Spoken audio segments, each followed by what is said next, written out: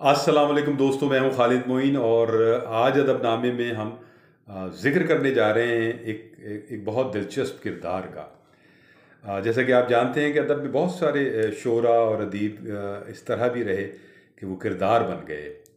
जैसे मीरा जी के वो तीन गोले और उनकी ख़ास शख्सियत और वज़ाक़ता। इसी तरह मजाज मजाज की जो एक बेखुदी थी, और जिगर मुरादाबादी उनकी जो बेखुदी थी। तो इस तरह के बहुत सारे किरदार आपको फ़राग गोरखपुरी उनके जो दिलचस्पियाँ थीं और चीज़ें थीं, जोश मली आबादी उनकी जो दिलचस्पियाँ थीं, चीज़ें थीं, जॉन एलिया उनकी जो ख़ास तरह का उन्होंने किरदार अपने ऊपर ओढ़ लिया था। तो ये जो किरदार बन जाते हैं शख्सियात, ये बड़े दिलचस्प होते हैं।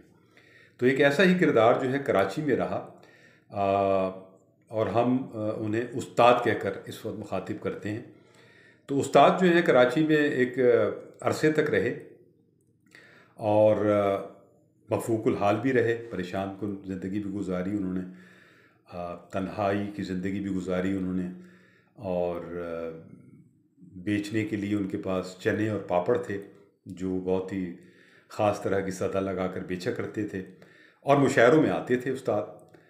तो उस्ताद जो हैं वो ख़ास वज़ाक़ता के खूबसूरत आदमी थे, अच्छे 6 फीट से ज़्यादा निकलता हुआ कद और अच्छे नखूश, और लगते थे कि वो ख़ानदानी आदमी हैं, और चुप रहें तो बहुत ज़्यादा संजीदा और बुर्दबार लगते थे। तो एक बार वो जोश साहब से मिलने चले गए, और जोश साहब से जब मुलाकात में वो बहुत देर तक खामोश बैठे रहे, तो जोश साहब उनकी इज़्ज़त करते रहे कि ये बहुत पढ़ा लिखा आदमी लग रहा है, ये संजीदा आदमी लग रहा है। फिर जब उन्होंने गुफ्तगू शुरू की तो थोड़ी ही देर में जोश साहब का जो पारा है वो बहुत हाई हो गया और उनका ज़ब्त टूट गया, तो वो उनको मारने के लिए दौड़े। तो उस्ताद जो हैं उन्होंने वो थोड़ा अपने आप को बचाया उन्होंने, और फिर जब थोड़ा फासला हो गया जोश साहब से, तो कहा कि जोश साहब, ये लड़ाई वड़ाई में नहीं, लड़ाई में हम नहीं जीत सकते, आपको हमसे लड़ना है तो आप अदब में आएँ, अदब में हमसे लड़ें। तो ये कोई ख़ास इस तरह की कोई बात उन्होंने की, तो जोश साहब हंस पड़े। जोश साहब को हंसी आ गई कि ये जो है किस तरह की बात कर रहा है कि अदब में मुकाबला। जाहिल आदमी है ज़ाहिर है, तो वो उन्होंने खैर उनसे दोस्ती कर ली, और फिर वो उनकी खूब निभी। इसी तरह वो इब्न सफ़ी के पास भी जाने लगे, और इब्न सफ़ी से दोस्ती हो गई, और इब्न सफ़ी एक वक्त में अज़ाब हो गया। इब्न सफ़ी ने कहा कि यार ये कौन आदमी है, मेरी जान को क्यों किसने लगा दी है। तो वो जो है वो अनवार सिद्दीकी जो हैं, जो बहुत अच्छे शायर थे, तरक्की पसंद, और आसिफ फ़र्रुख़ी के चचा थे, असलम फ़र्रुख़ी के भाई थे, और वो कहानियाँ भी लिखा करते थे, और उन्होंने ही मिलवाया था। तो इब्न सफ़ी ने कहा कि आपने किसको मिलवा दिया है, मेरा वक्त ज़ाया करता रहता है, मैं तो बहुत मसरूफ़ आदमी हूँ। तो उन्होंने मशवरा दिया कि भाई बात यह है कि आप, बहुत दिलचस्प बात है, आदमी है वो, और एक किरदार है पूरा, तो आप उस किरदार को अपने इमरान सीरीज़ की नावलों में लिखें बाकायदा किरदार के तौर पर। तो ये बात उनको पसंद आई इब्न सफ़ी को, और उन्होंने उनका एक किरदार जो है उस्ताद का बना दिया, और फिर वो इमरान से उनका मुकालमा होता था। तो इमरान के जो शख्सियत है और जो उनकी शख्सियत के रंग हैं, तो वो इमरान जो है वो भी उनसे ज़िच हो जाता था जब वो बातें करते थे उस्ताद उनसे। तो वो कई नावलों में आया, ज़हरीली तस्वीर में भी आया, और दीगर नावलों में भी वो किरदार के तौर पर उस्ताद मौजूद रहे, बाकायदा मुकालमे चले।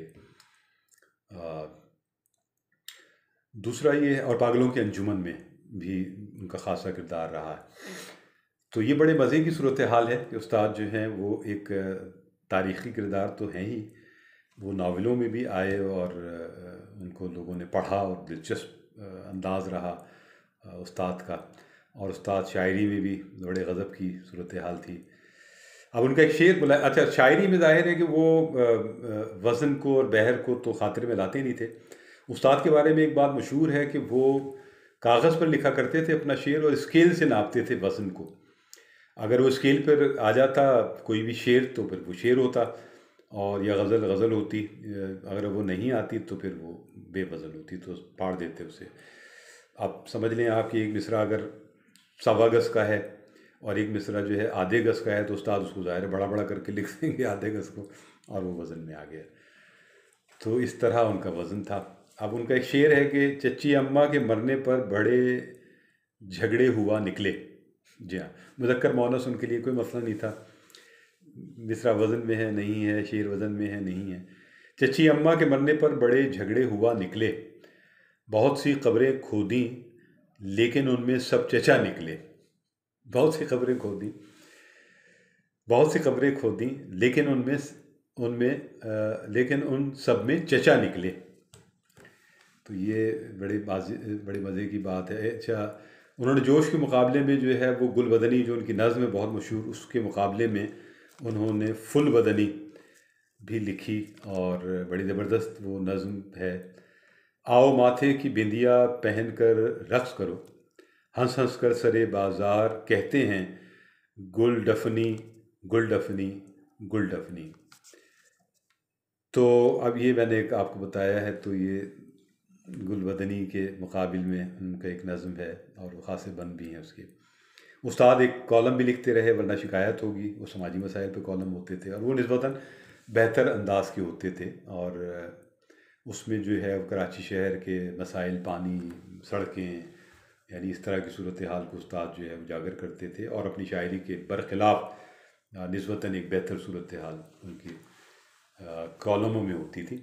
उस्ताद के जो है वो ज़ाहिर है कि बयानात छपते थे अखबारात में, क्योंकि उस्ताद का कहना ये था कि वो बहादुर शाह ज़फ़र के पड़पोते हैं। जी हाँ, उनका कहना ये था कि वो बहादुर शाह ज़फ़र के पड़पोते हैं। अब पड़पोते होने के लिहाज से ज़ाहिर है कि उन्हें कोहिनूर हीरा भी चाहिए, उन्हें जो है वो लाल किला भी चाहिए, महलात भी चाहिए, पैसा चाहिए। तो वो लिखते थे। अंग्रेज़ों से भी मुतालबा था उनका, भारत से भी था उनका, हुक्मरानों से, कि जनाब आप जो है वो ये मैं हूँ उसका वारिस, तो ये सब चीज़ें मुझे दी जाएं। तो ये उनके बयानात, शहज़ादा करके उनका नाम के साथ जो है वो चलता था। नाम मैं आखिर में बताऊँगा आपको, अगर जो लोग समझ गए हैं उस किरदार को तो ज़ाहिर है जिन्होंने देखा है। अच्छा, मैंने भी देखा ज़ाहिर है कुछ मुशायरों में, तो उस्ताद जो हैं बैठते तो बहुत संजीदा थे, लेकिन जहाँ उनको अंदाज़ा होता था कि अब वो कोई नाज़िम उनको बुलाने वाला है और अभी बहुत जूनियर शोरा चल रहे हैं, तो वो उठकर फ़ौरन बाहर चले जाते थे, बाहर टहलना शुरू कर देते थे। और फिर वो समझते थे कि अच्छा अब जब सीनियर्स आ गए हैं तो फिर वो टहलना बंद करके आ जाते थे, बैठ जाते थे, और फिर वो अपना कलाम ज़ाहिर है कि अब सुनाते थे वो, और एक हंसी मजाक शुरू हो जाता था और महफिल जो है वो तितर बितर हो जाती थी। और उसके बाद शायर, कई शायर उनके बाद जो आने वाले होते थे उनके लिए बहुत मुश्किल हो जाती थी।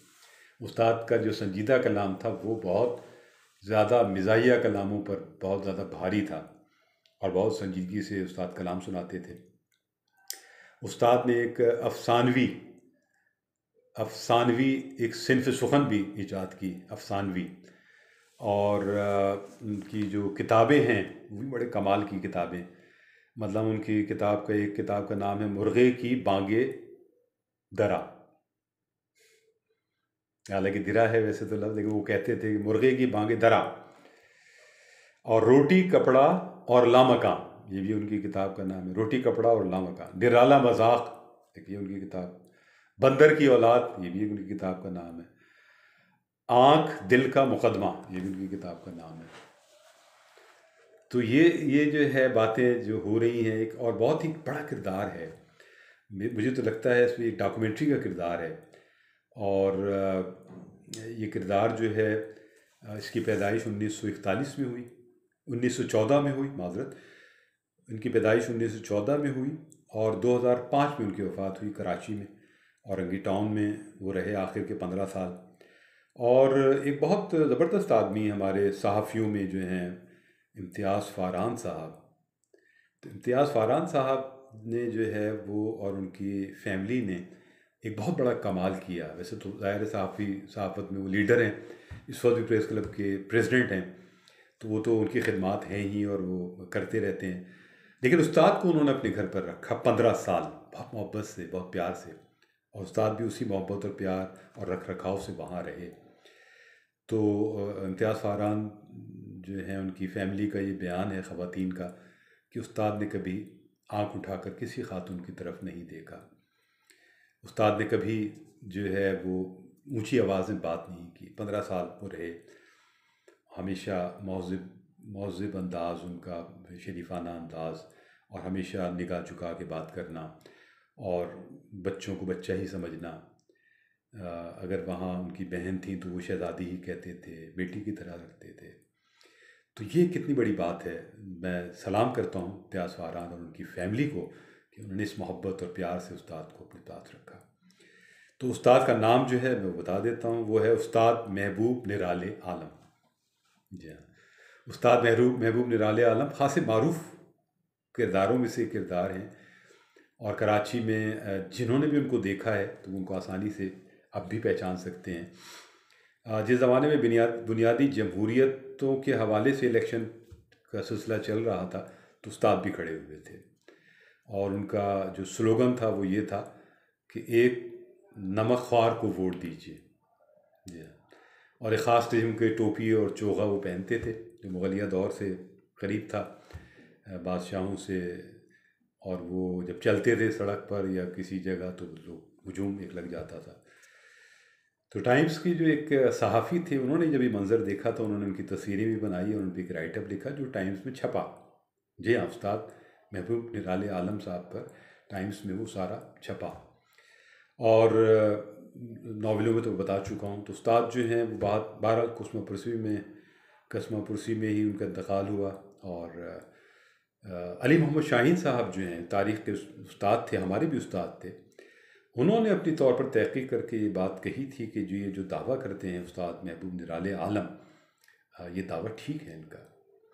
اور رئیس امروی اور سید محمد تقی اور بہت سارے ادیب اور شعراء نے ان کو گھر دلانے کے لیے باقاعدہ یادداشتوں پر جو ہے سائن کیے تھے. وہ ہو تو شاید نہیں سکا تھا ظاہر ہے، لیکن یہ ایک استاد کی جو پہنچ ہے یا ان کی جو مقبولیت تھی وہ بہت زیادہ تھی کراچی میں. تو بس یہاں میں اختتام کروں گا، ورنہ استاد کی شخصیت اور کارنامے تو ایسے ہیں کہ گھنٹوں بات ہو سکتی ہے. اپنا اور اپنے احباب کا خیال رکھیے گا، اور شیر و ادب پائندہ باد، پاکستان زندہ باد. خالد معین کو اجازت دیجیے. خدا حافظ و ناصر.